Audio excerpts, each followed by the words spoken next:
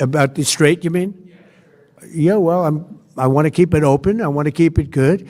You know, it doesn't pertain to us so much as it does to China. We're really helping China here and other countries because they get a lot of their energy from the straits. But, hey, look, we have a good relationship with China. It's my honor to do it. Yeah. Leader, you have called him an unacceptable choice. So does he have a target on his back? And how can you say I don't want to say whether or not he does because that would be inappropriate. But, hey, look, I had a target on my back because, as you people wrote pretty well, they caught the assassin that was after me. So we just got them first. But they caught the assassin. They have him now in custody that was after me. So, you know, but people don't like to mention that, but they did catch him. And I'd like to congratulate our military, Secret Service, FBI, all of the people that worked on that, but they did. Yeah, please. the war is almost over, though? Go ahead. No, go ahead, please. Thank you, Mr. President. You promised the Iranian people you would help them, but it sounds like you're willing to end this fight after your military objectives have wrapped up. Isn't that a betrayal of the people? Will I help them? I'd like to, if they can behave, but they've been very menacing. You know, they're great people. They have an amazing population. It's amazing, smart, brilliant, energetic. They have a great, I'd love to help them, but they have to be in a system that allows them to be helped. And right now they're in a system that only allows failure. And I don't want that. And I want a system that's not going to be attacking us. We want a system that can lead to many years of peace. And if we can't have that, we might as well get it over with right now. Yeah, please. Mr. President, as of today, there have been 8 U.S. military fatalities associated with the war in Iran. How many American deaths are you willing to have in this war? Well, as I said before, when you have conflict, it's been a very big 2 days, I have to say. And we'll be heading back to Washington, D.C. right after this. And I'd like to wish everyone a very good evening. And over the weekend, the United States military and the Israeli Defense Forces continued Operation Epic Fury very successfully. Over the past 9 days, we've carried out some of the most powerful and complex military strikes and maneuvers the world has ever seen. Now, you add that up to all of the other things, Midnight Hammer, getting rid of the nuclear threat from Iran, which was a big moment in history, in my opinion, and the great success we've had in Venezuela and all other places. Every place we've gone, we've had tremendous success. But while we're doing all of these things, we're achieving major strides toward completing our military objective. And some people could say they're pretty well complete. We've wiped every single force in Iran out very completely. Most of Iran's naval power has been sunk. It's on the bottom of the sea. It's almost 50 ships. I was just notified it's 51 ships. I didn't know they had that many. Didn't last very long. And these are fighting vessels. They're meant to fight, but they're not meant to fight against us. We continue to target Iran's drone and missile capabilities. Their drones are way down. Their drone manufacturing has been hit starting today. We know all of the places they manufacture the drones, and they're being hit one after another. Their missile capability is down to about 10%, maybe less.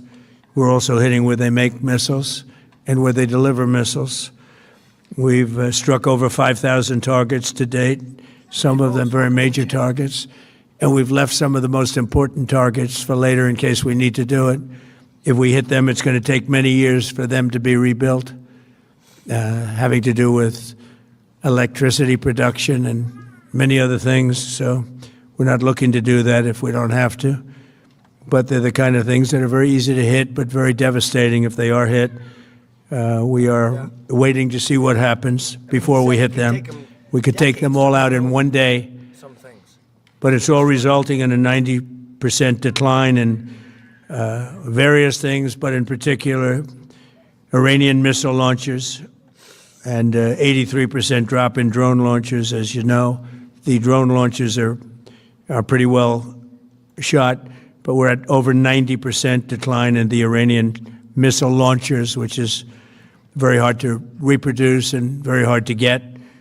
And usually what we were able to do through great equipment, a lot of smart people, as soon as they sent a missile up from a launcher, we were able to knock out that launcher within a period of 5 minutes or less, accurately, right on the noggin.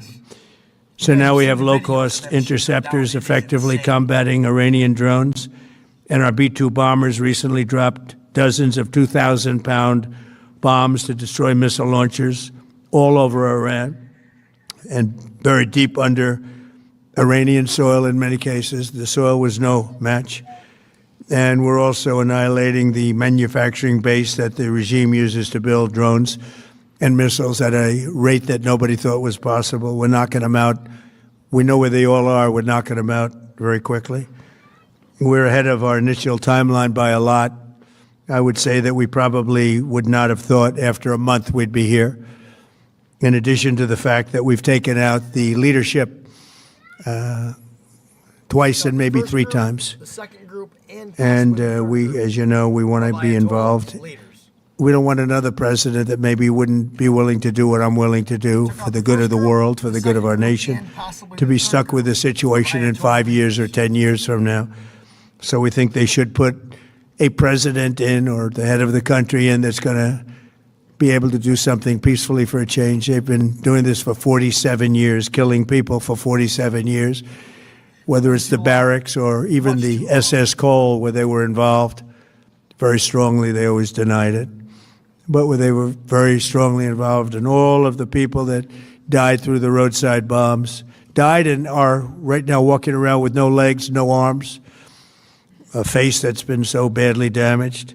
The Iranian regime has been attacking Americans and spreading terror for 47 years, and despite these countless opportunities to renounce their nuclear ambitions, which they had just a short while ago, they told Mr. Witkoff, who is standing right over here, they said, they actually said, we want to keep building. Essentially, in a real nutshell, we want to continue to build nuclear weapons. If we didn't knock out Midnight Hammer, if we didn't knock out their Iranian potential, if we didn't do that with Midnight Hammer, they would have had a nuclear weapon. They would have used it long before now.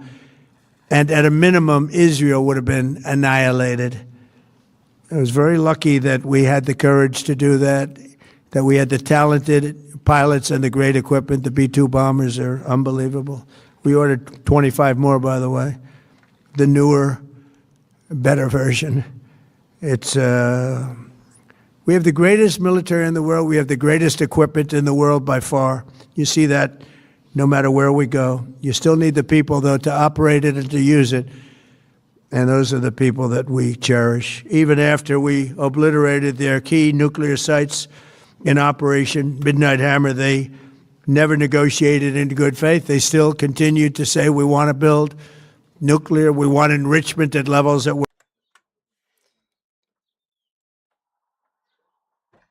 Sorry, guys. No, I just wanted to share this with you real quick. About the Ayatollah and where they have come from, where this all came from. So Iran used to be ruled by a king called Mohammad Reza Shah Pahlavi, often just called the Shah. He was pro-West, especially the U.S. He pushed modernization, less religion in government, more Western-style culture. But he also ruled in a strict authoritarian way. Secret police, limited freedom. Over time, a lot of people in Iran got angry. Poor people got left behind or felt left behind. Religious people felt their beliefs were being pushed aside. Others hated the government corruption and foreign influence. So then entered the Ayatollah. A religious leader named Ruhollah Khomeini became the main voice of opposition. He said the Shah was corrupt and too influenced by the West. He wanted Iran run by Islamic principles instead of a Western-style monarchy. So that tells you right there that that's how this happened. They voted these people in, and then they took over based on lies. So the tipping point was 1978 to 1979. Massive protests broke out across the country, workers went on strike, and the military started losing control. So the Shah fled the country in January of 1979, and Khomeini returned to Iran to massive crowds. Within days, the monarchy collapsed. So that's basically how it happened. So, sorry, I didn't want to talk over him. Were unacceptable, they obliterated. But they were starting work at another site, a different site, different kind of a site. And that was protected by granite. They wanted it protected. Granite's pretty good, but they wanted it protected by a lot deeper. They wanted to go a lot deeper, and they started the process while rapidly building conventional ballistic missiles. They were going to do it all at the same time that threatened our overseas bases and soon could have reached even our homeland. The regime's intention was to use this exponentially growing ballistic missile threat to make it virtually impossible to prevent them from obtaining a nuclear weapon. So as you probably saw, they had a tremendous number of missiles, most of which are now being used or destroyed, and very unsuccessfully used, because we have been able, for the most part, to shoot them all down. What incredible technology. The Patriots have been unbelievable, and other things. And the laser technology that we have now is incredible. It's coming out pretty soon. Where literally lasers will do the work of, at a lot less cost, do the work of what the Patriots are doing or what other things are doing. The situation was very quickly approaching the point of no return, and the United States found it intolerable, in my opinion, based on what Steve and Jared and Pete and others were telling me, Marco, so involved, that I thought that they were going to attack us. I thought they would, if we didn't do this at the time we did it, I think they had in mind to attack us. And if you notice, they did something which was very foolish, very stupid, I would say. They attacked their neighbors. And their neighbors were largely neutral, or at least weren't going to be involved, and they got attacked. And it had the reverse effect. The neighbors came onto our side and started attacking them, and actually quite successfully. If you look at Saudi Arabia, you look at UAE, Qatar, and others, but they were strong and they were smart, but they got attacked. Nobody, when I first heard it, I said, no, somebody made a mistake. There was no mistake. UAE had over 1,000 missiles shot at it, knocked them almost all down. On the very first day I came down the escalator in 2015, I said, quote, I will stop Iran from getting nuclear weapons, and all I'm doing is keeping my promise. Think of that. That was in 2015. I said it. It was a threat then and a much bigger threat now, but no longer a threat, not for a long time anyway.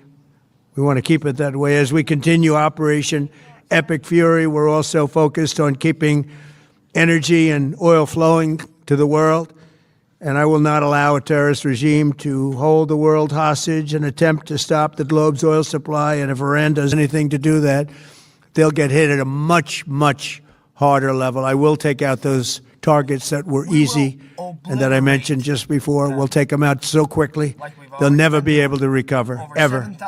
If they want to play that game, they better not play that game. In the long run, oil supplies will be dramatically more secure without the threat of Iranian ships, drones, missiles, nuclear menace, or anything. So the Strait of Hormuz is going to remain safe. We have a lot of Navy ships there. We have the best equipment in the world, inspecting for mines.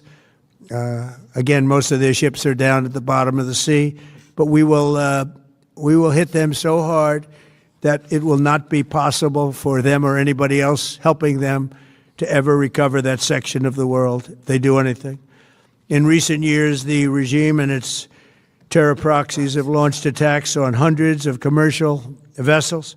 We're putting an end to all of this threat once and for all, and the result will be lower oil prices, oil and gas prices for American families. We've done that. We've done it. We brought it very low. This was just an excursion into something that had to be done. We're getting very close to finishing that, too. In the meantime, during this brief disruption, the United States is offering political risk insurance to any tankers operating in the Gulf. So we're putting up risk insurance. We'll perhaps go alongside of them for protection. We don't think it'll be necessary if it is. And if they do anything, the price will be incalculable. It will be so great that they will have wished they never did it, Yeah, they would have wished they'd have because you have to keep the straits flowing. Yes, you do. With all of that, it affects other countries much more than it does the United States. It doesn't really affect us. We have so much oil. We have tremendous oil and gas, much more than we need. We have Venezuela now as our new partner, great partner. They've worked out so wonderful. We're working with the administration, the president, and it's a massive source of oil, gas, everything. But we're in a very good position, but very unfair to other parts of the world, like China as an example. I mean, we're doing this for the other parts of the world, including countries like China. They get a lot of their oil through the straits. So I just wanted to say this real quick. So we've got several aircraft carriers that are currently in the region over there. So the USS Gerald R. Ford is currently in the Red Sea. It's conducting active and conducting operations. This is the newest and largest U.S. carrier. Let's see. The number 2 is the USS Abraham Lincoln that is currently in the Arabian Sea near the Persian Gulf. Let's see. Possible incoming carrier is the USS George H.W. Bush. It's not confirmed in the region yet. As of now, it's likely heading towards the Middle East. And I know that the USS Tripoli is also en route or possibly there already. I'm looking right now. But let's see. USS Tripoli is an LHA-7. I know it's not an aircraft carrier, and it's not in the Middle East as of today, but it's on its way there right now. It's departed Asia, Okinawa, Japan area, and it was recently tracked near Singapore, heading toward the Middle East. It could take 1 to 2 weeks to arrive. So that will have potentially 3 aircraft carriers and this aircraft carrier without a well on the inside. You have to look that up. I can't really explain that, but it's quite interesting. It was an experiment ship that is going to do some great things over in the Red Sea. So look it up, check it out if you're interested. All right, let's get back into it. doing this. We have a very good relationship with President Xi in China. I'm going there in a short period of time, and we're protecting the world from. The USS Tripoli is an amphibious assault ship. So think mini aircraft carrier plus a marine invasion ship. So it's got F-35 stealth jets, helicopters, Ospreys. It's often called a light carrier. So, but it's a big help for this task, they say. From what these lunatics are trying to do, and very successfully, I might add. We're also waiving certain oil-related sanctions to reduce prices. So we have sanctions on some countries. We're going to take those sanctions off till this straightens out. Then who knows, maybe we won't have to put them on. There'll be so much peace. But when the time comes, the U.S. Navy and its partners will escort tankers through the strait if needed. I hope it's not going to be needed, but if it's needed, we'll escort them right through. And we have the greatest mine-sweeping ability. We have the greatest ships, and all of the, we know exactly where they're placed. We'll get them out of there very fast, but we hope we don't have any of that. And again, if they do that, if they play that game, we're going to hit them at a level that they have not seen before. So we're winning very decisively. We're way ahead of schedule. Our military is the greatest in the world, with the greatest equipment and the greatest people in the world. Nobody's ever seen anything like it. Iran's a very powerful country. They were going to take over the Middle East. If we did not hit them, they were going to take over the Middle East. They had thousands and thousands. Since their last hit, they had thousands and thousands of missiles and everything else. Most are now destroyed.